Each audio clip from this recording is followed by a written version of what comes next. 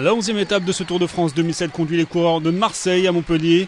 Un parcours de 182 km 500 à travers les départements des Bouches-du-Rhône, du Gard et de l'Hérault.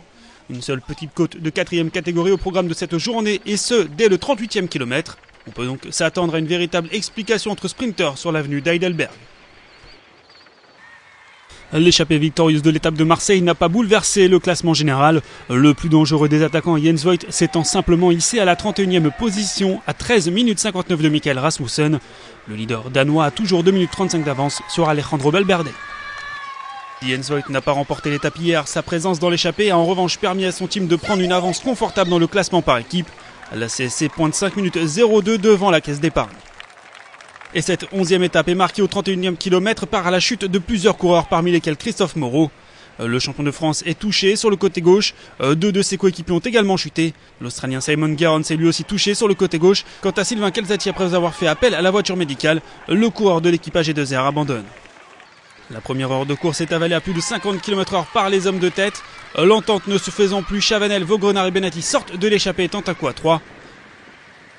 Mais le peloton emmené par les équipes de sprinteurs contrôle parfaitement la course. Après avoir laissé près de 2 minutes d'avance aux hommes de tête lorsqu'ils étaient 9, ils se trouvent désormais sous la minute et semblent bien partis pour reprendre les échappées afin de laisser les rois du sprint en découdre. Le peloton maillot jaune opère la jonction avec les 3 hommes et c'est au tour d'un nouveau groupe de se former. 4 protagonistes à la victoire finale prennent la poudre d'escampette. Gilbert, Fovonov, Wegman et Florencio. À 84 km 500 de l'arrivée, ils sont rejoints par David Millar. À un peu moins de 80 km de Montpellier, les 5 hommes comptent plus de 6 minutes d'avance sur le peloton. Méfiance pour les équipiers de sprinteurs, cette échappée couve de très bons rouleurs. Quant au classement général, pas de danger pour le maillot jaune.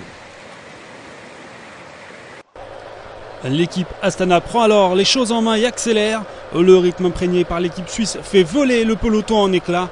Christophe Moreau est piégé et voit s'échapper ses principaux adversaires.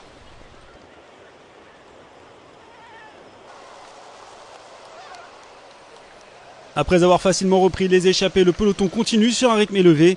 Comme prévu, l'arrivée de cette 11e étape va se disputer au sprint. Et sous la flamme rouge, l'accélération des Liquigas entraîne une chute dans laquelle se trouve Tom Boonen.